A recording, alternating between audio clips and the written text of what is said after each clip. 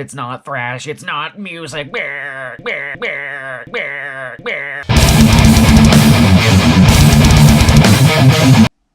Hi, what is up, everybody? This is your boy Claytron, aka Clayton, California. Hit that IG.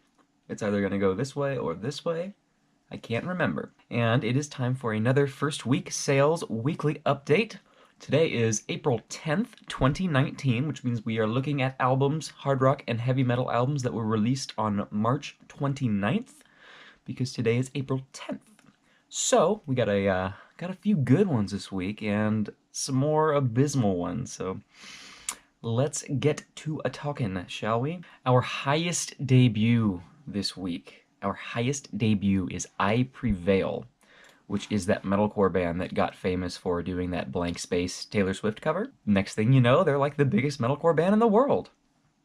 Funny how that works, huh? Yeah, so I Prevail is kind of an enigma. I mean, well past metalcore's prime. I mean, it was like the first wave in the mid-2000s, and then it got into like the Asking Alexandria, Mice and Men stuff, right? And then that was all kind of dead by like 2014. And I Prevail somehow managed to start getting popular around 2015, and now they still play that sort of brand of like metalcore. Yeah, somehow they're the anomaly that just gets to keep playing this brand of metalcore well past its due date. Well past its death date, I should say. So anyway, we have their new album. It's their second album. Second with a T, second. It debuted at number 4 with 17,625 copies. That's just traditional album sales. 17,625 copies. That's amazing. That is amazing.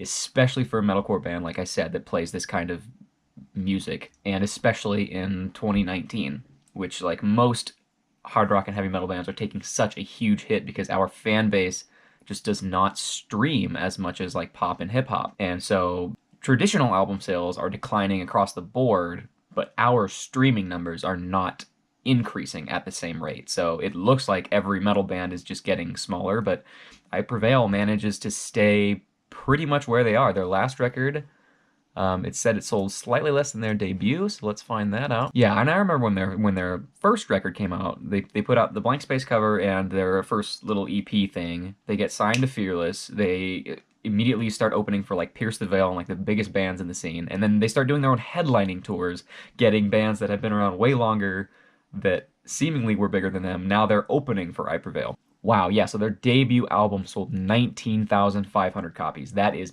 balls to the wall.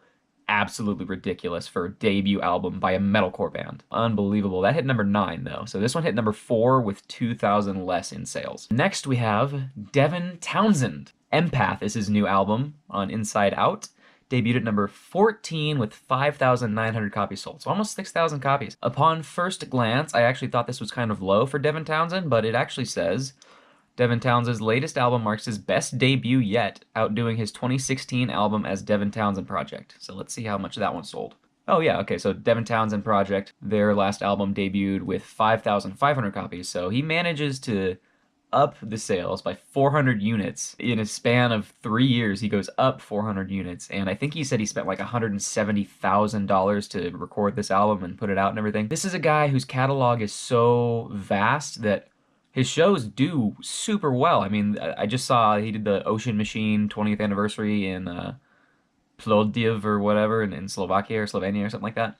And it was in a giant old like opera house, and it was like totally sold out. I mean, this guy's shows do incredibly well because his catalog is so vast. Not even that he's a legacy artist, because people obviously still like his new music enough for him to have his best debut yet. So good for you, Devin Townsend.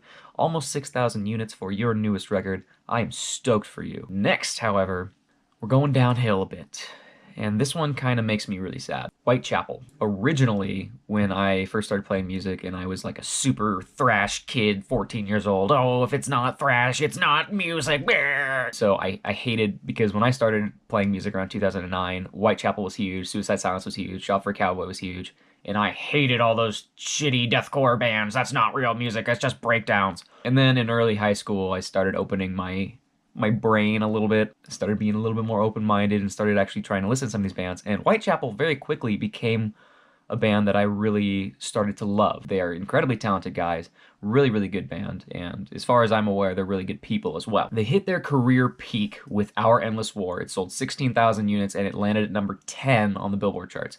That was when everybody was like, holy shit, like a deathcore band just hit the top 10 on the Billboard charts. That's amazing, right? So yeah, after Our Endless War came out, they put out Mark of the Blade, which I never really gave a chance to. I think I heard a couple singles, but it didn't feel like it was marketed as well. It didn't feel like it was pushed as well. So it kind of flew under the radar for me, and that I think accounted for its lackluster sales. I believe it sold under 8,000 units. So they go from 16,000 units and being in the top 10, and then Mark of the Blade comes out just a couple years later, sells exactly 8,000 units and lands at number 15. So they literally cut their sales in half. And that, I think it's a combination of they're past their peak, the fan base could potentially be dwindling, and I'm going to chalk this up to a third reason that record sales, traditional album sales across the board are going down, and heavy metal sales just are not picking up on this streaming side of things. So, having said all of that, Whitechapel's newest album, The Valley, debuted at number 16, so they only dropped one chart position from their last record. Debuted at number 16 with 5,800 units. So if you're keeping track, they went from 16,000 units, number 10 on the Billboard charts, to 8,000 units, number 15 on the charts, to 5,825 units to land at number 16 on the charts. Again, it's suspect. It's suspect that their numbers are falling as hard and as fast as they are. So 5,825 units, Whitechapel. That is very, very unfortunate. The songs that I've heard off of this album, I really enjoyed it. I thought they were great. But maybe I am the fan of theirs that I'm talking about, that, all of a sudden when Mark of the Blade came out, I just wasn't interested anymore. So maybe I am the fan that I'm talking about here. Maybe I'm the reason that these guys aren't selling as many records as they used to. Because, of course, the world revolves around me. Okay, so next we have LA Guns, The Devil You Know, on Frontiers, debuted at number 38. It's always on Frontiers. See, this is what I'm talking about. Every old hair metal band, every old rock band that can't stick around on a major label, that can't keep selling a bunch of records, they always end up on Frontiers. Every supergroup. So yeah, LA Guns, The Devil You Know is on Frontiers, debuted at number 38 with 3,075 units. Sold slightly less than its predecessor. Let's see what their predecessor sold. Now, LA Guns, I have never, ever been a fan of. Okay, so yeah, so their last record sold 3,600 units in its first week, and this one sold 3,075. So not a huge drop. Again, because it's LA Guns, their fan base is probably older. They're probably still purchasing records. I'm sure their sales plus streaming numbers would only be like 100 units more than their traditional album sales units. Having said that, LA Guns, I heard some songs off of this new record, and this brand of glam metal and hair metal from these bands that were from the 80s, it hasn't aged well. And what I mean by that is this brand of rock doesn't sound as good with modern production, and it doesn't sound as good as these guys age.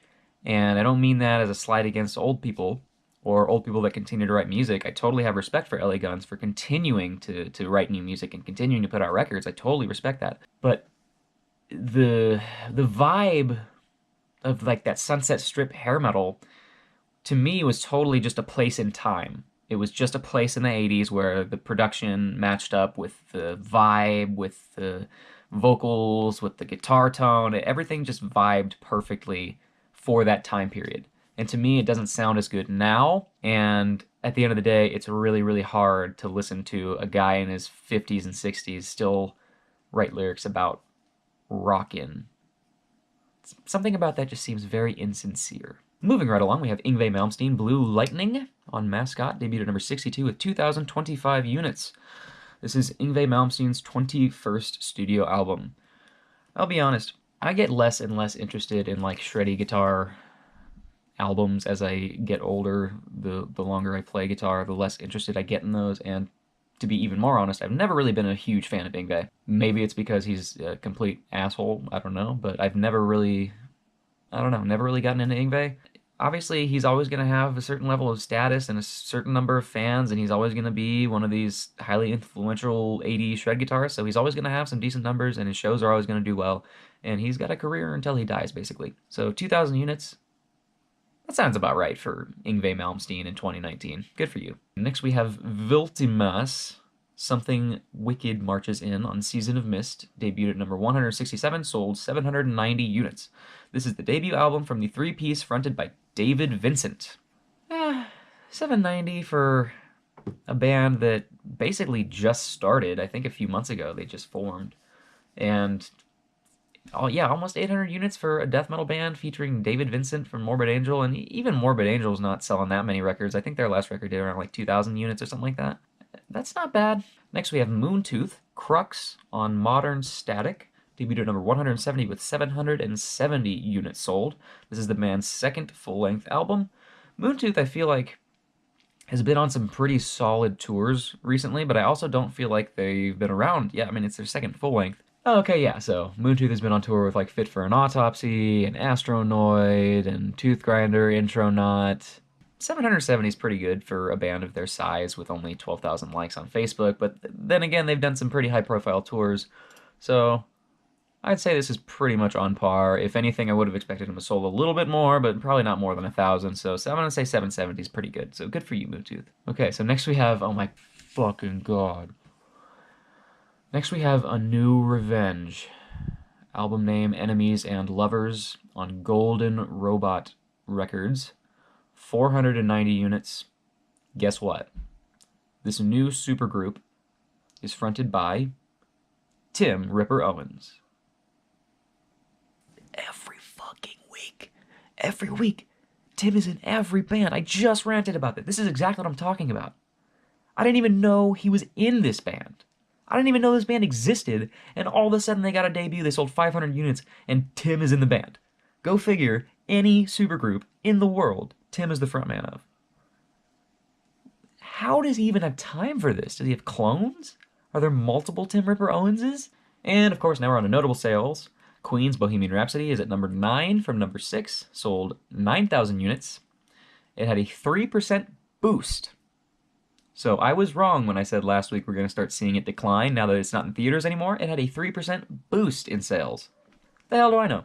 We have Motley Crue's The Dirt soundtrack.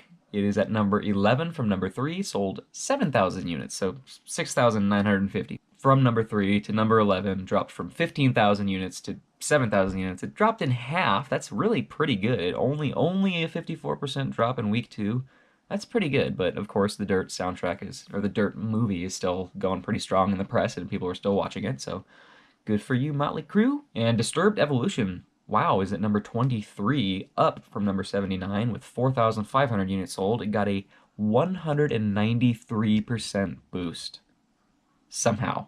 Wonder where that came from, Disturbed. And they actually outsold Greta Van Fleet this week, shockingly, because Anthem of the Peaceful Army is at number 51, dropped from number 50, with 2,350 units sold, but it had a 5% boost in sales from the last week. So Greta Van Fleet is still going strong, go figure.